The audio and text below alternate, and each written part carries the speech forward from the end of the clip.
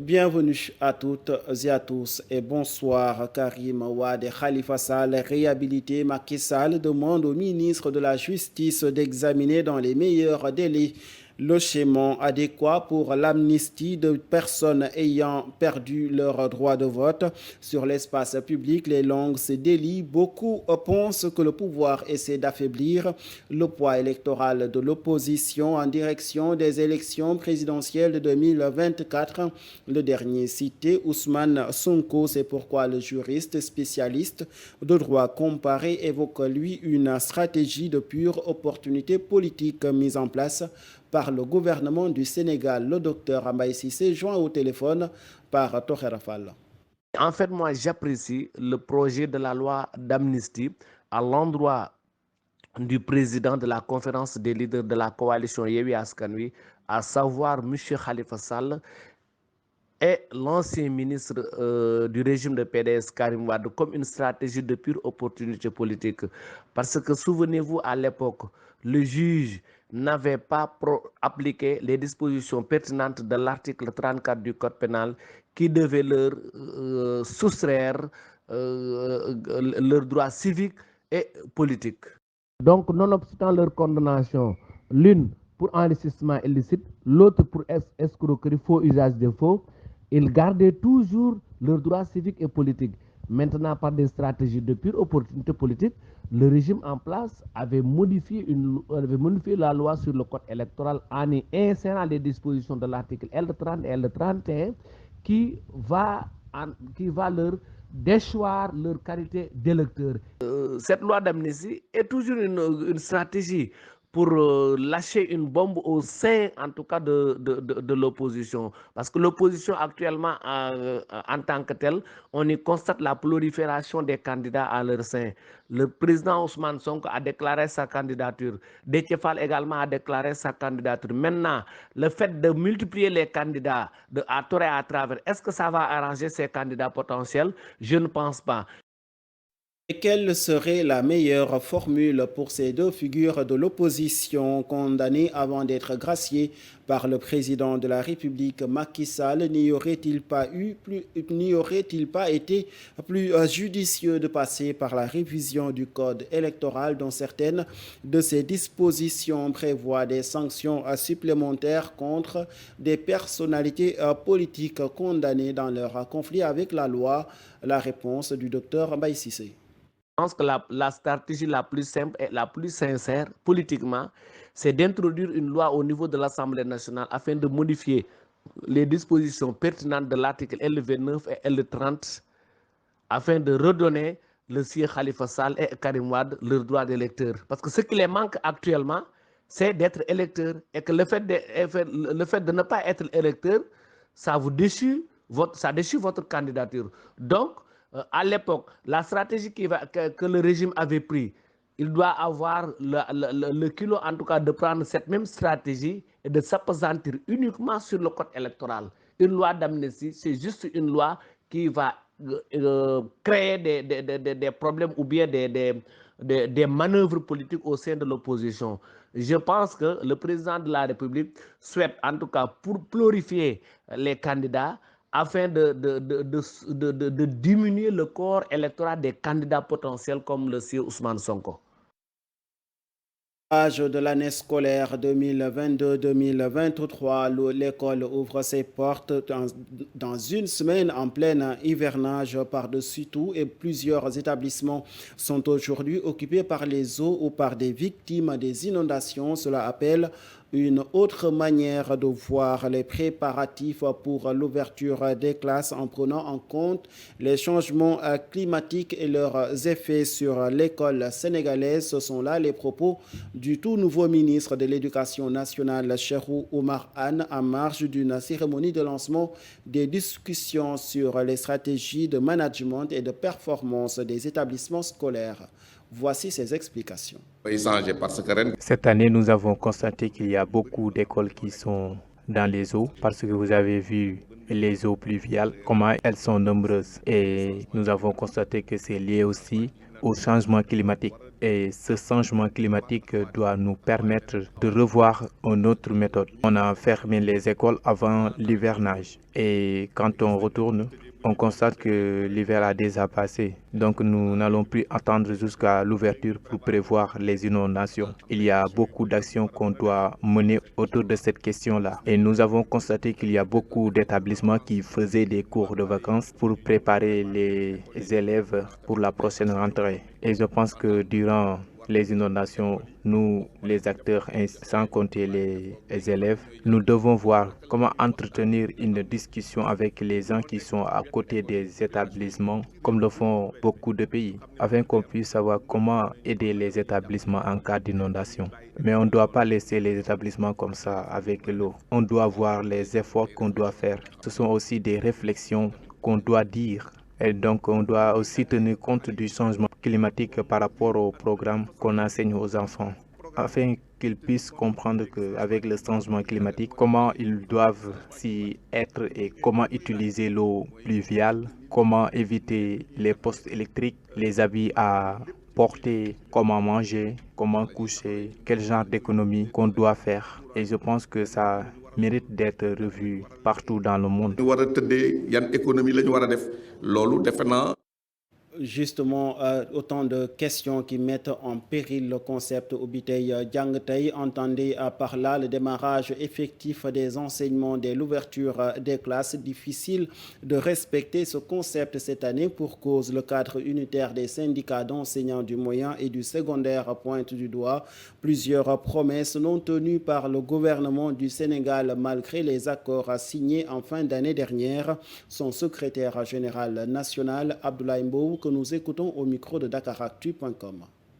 Le concept Ubbi Tey Jàng Tey doit être accompagné par des mesures. C'est pas seulement un slogan. Quand on dit concept Ubbi Tey Jàng Tey, c'est-à-dire les écoles doivent avoir des conditions. Aujourd'hui, quand on ouvre les écoles, les enseignants vont répondre à l'appel. Mais maintenant, les écoles sont envahies par des eaux pluviales. Les conditions ne sont pas réunies. Les écoles ne sont pas prêtes. Les écoles ne peuvent pas accueillir des élèves dans ces conditions. Donc, pour matérialiser le concept Ubbi Tey Jàng Tey, il y a des préalables, c'est-à-dire en un mot, ce que le gouvernement doit réaliser. Nous sommes le CUSEMS et membre du conseil d'administration de la COSYDEP. Et le COSYDEP fait partie aussi des initiateurs de ce concept Ubbi Tey Jàng Tey. On avait participé à la marche qui a été organisée par Cheikh Mbaw et ses camarades. Donc nous, tout ce qui concerne l'éducation, nous y sommes. Donc maintenant, c'est à l'État de faire son devoir. Tout ce que l'État a pris comme des engagements, qu'il les respecte. Il faut qu'il règle le problème des abris provisoires, mais aussi recruter des enseignants suffisants et les accompagner avec des formations suivies et bien équiper les écoles, réfectionner les bibliothèques et construire des toilettes dans toutes les écoles, réfectionner les bibliothèques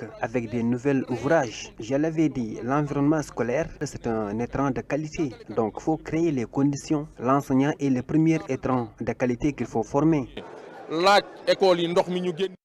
Tivaouane, ville verte, c'est le vœu présenté par le ministre de l'Environnement et du Développement durable dans le cadre de la promotion du cadre de vie des cités religieuses. Aliou Ndoye a été reçu hier par l'émissaire du Khalife général de Tivaouane. En marge de cette audience, un important lot de matériel a été mis à la disposition du comité d'organisation pour un bon déroulement du Maulid.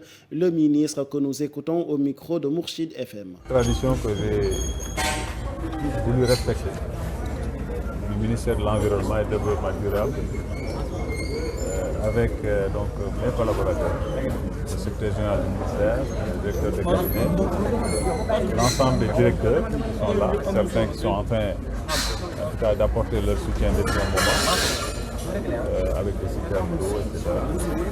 Et le petit matériel de nettoyage qu'on a eu à mener. Il s'agit de brouettes, de balais, de râteaux, etc. Et comment ça s'appelle, de trucs de nettoyage, je dis le nom, les citernes, les brouettes. Voilà, c'est ce que nous avons apporté modestement pour contribuer à l'organisation de ce gamou-là. Nous avons eu un échange effectivement avec notre père, le Khalife, mais nous en avons tiré beaucoup par rapport à la mission que le chef de l'État a bien voulu nous confier. Nous le remercions pour cette confiance renouvelée. Nous avons, Dieu merci, des professionnels qui sont au service de l'État du Sénégal pour tout faire pour préserver justement cet environnement-là, ce cadre de vie, pour préserver cette biodiversité, pour justement faire face à tout ce qui est changement climatique aujourd'hui. Ces impacts, il faut anticiper, prévoir et réagir, mais qui nécessitent énormément de moyens, donc il faut arriver.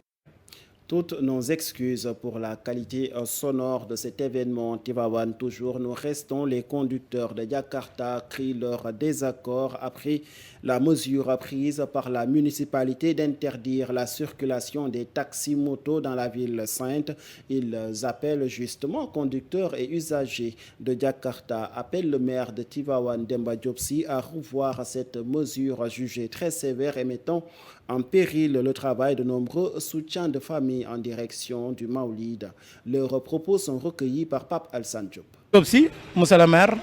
Oui, le maire de la ville de Tivaouane, Diop Sy, interdit la circulation des motos Jakarta 3 jours avant le Gamou. Alors, même avant lui, les autorités nous interdisaient la circulation des Jakarta. Bon, on comprend parce qu'il y a des zones qui ne sont pas accessibles par les Jakarta, surtout le jour du Gamou, parce qu'il y aura beaucoup de monde. Oui, concernant les plaques, c'est pas quelque chose de nouveau, parce que chaque année, c'est comme ça. À l'approche du Gamou, on nous exige à ce qu'on installe des plaques sur nos motos et on paye une somme de 6 000 francs chaque Gamou. C'est pourquoi c'est pas quelque chose de nouveau pour nous, très sincèrement. En tout cas, moi, je souhaite à ce que les autorités laissent les Jakartaman faire leur travail comme il le faut, parce qu'il y a des zones qui sont accessibles que par les Jakarta et certains clients préfèrent vraiment les motos Jakarta au lieu de prendre des véhicules ou bien même des charrettes. Donc, tout ce qu'on demande au maire, c'est ce qu'il nous laisse faire notre travail convenablement. Nous, on ne refuse pas de payer. En tout cas, c'est ce que j'avais à dire. Oui, je ne sais même pas si la décision émane de Diop Sy ou non, mais en tout cas, nous déplorons cette décision qui consiste à interdire la circulation des Jakarta 3 jours avant le Gamou. Et si la décision émane de lui, en tout cas, il nous a surpris parce que c'est pas ce qu'on attendait de lui en tant que nouveau maire. Il n'y a que ses fils et ses neveux qui conduisent ces motos Jakarta. Donc, on est tous de même famille. Donc, il n'a qu'à nous laisser travailler. C'est mieux pour lui. Parce que 3 jours de Gamou, c'est pas quelque chose qui va durer. Donc, il n'a qu'à nous laisser travailler. Et nous lançons aussi un appel au Khalife général à ce qu'il nous aide pour que les autorités nous laissent travailler. Parce que nous, on n'a que ces motos Jakarta et on est des pères de famille. Et vous savez, je vous le dis, la circulation des Jakarta, c'est ce qui arrange même les clients, les pèlerins qui vont venir passer le Mouloud ici à Tivaouane. La plupart d'entre eux préfèrent les motos Jakarta. Imaginez-vous un pèlerin vient à Tivaouane, alors il ne connaît rien ici. S'il trouve un Jakartaman qui habite à Tivaouane et qu'il maîtrise toutes les localités de la ville, donc il va forcément préférer d'être transporté par un Jakartaman.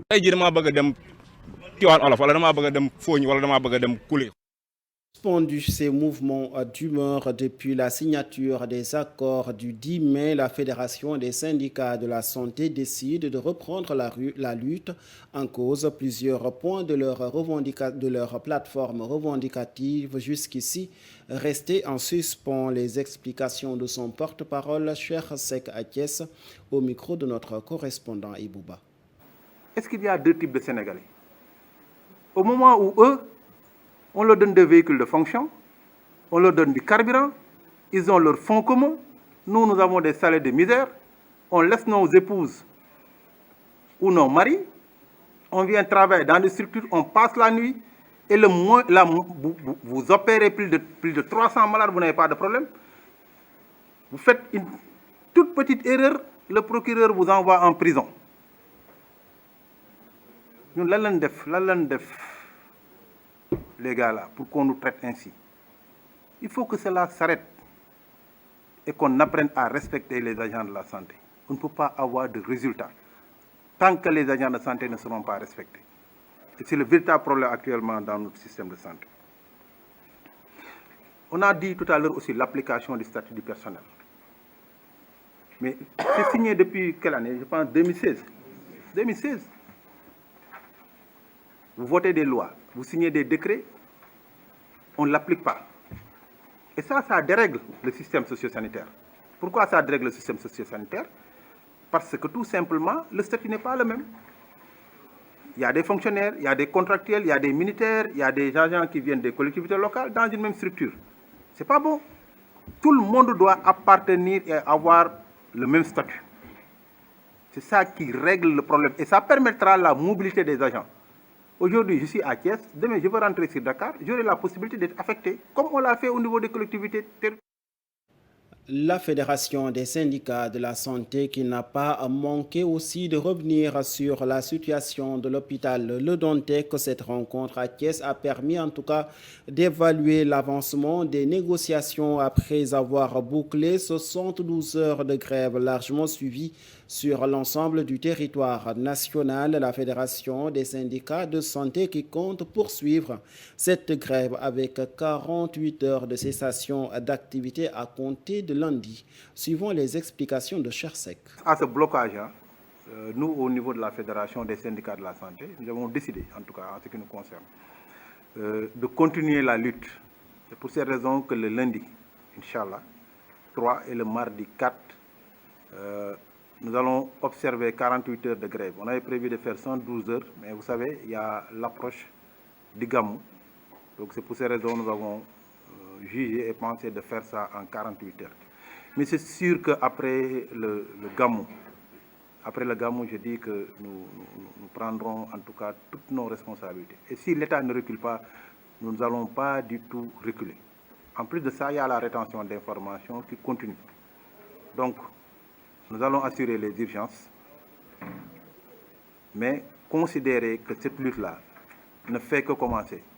Et si les gens ne trouvent pas de solution par rapport à nos problèmes, nous pensons impérativement que nous allons durcir le ton. Et rien n'est à exclure dans le cadre de cette lutte. Et ça, c'est la décision de la conférence des secrétaires généraux qui a été prise par rapport à ça.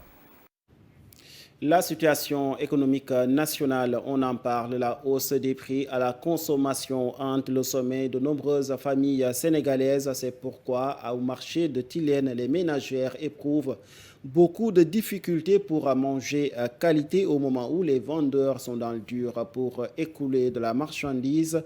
Les effets de la crise se font sentir des deux bords, ont-ils dit à notre envoyé sur place. On a tout augmenté, franchement. Mais quand tu veux de bons produits, tu peux venir acheter quelque chose de très cher, comme celle qui vend ici. Elle vend de très bons légumes. C'est la raison pour laquelle j'achète souvent chez elle. Mais ceux qui coûtaient 1000 francs sont devenus à 2000 francs. Les prix qui coûtaient à 500 francs ont augmenté jusqu'à 1000 francs.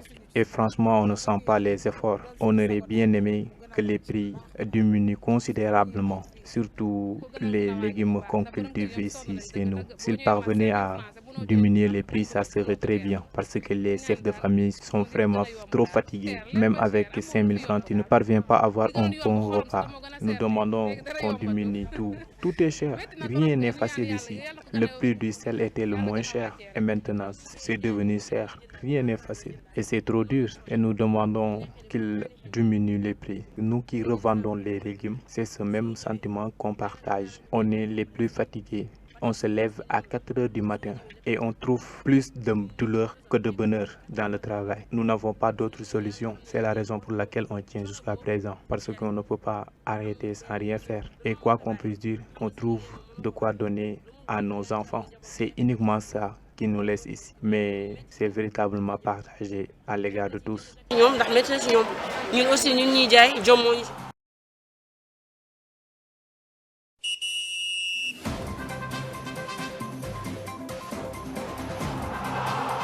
Du sport pour attaquer cette deuxième partie de votre soirée d'information. Le Sénégal qualifié pour la finale de la COSAFA Cup. Nous parlons justement beach soccer. Bien sûr, les Lions de la plage se sont baladés sur l'Ouganda, score du but à 3. Mais avant, parlons d'abord de la reprise des championnats européens après la trêve internationale avec Alioune Seck. Après 2 semaines de trêve internationale, c'est la reprise des championnats. En Ligue 1, dans le cadre de la 9e journée, l'Olympique de Marseille se déplace à Angers.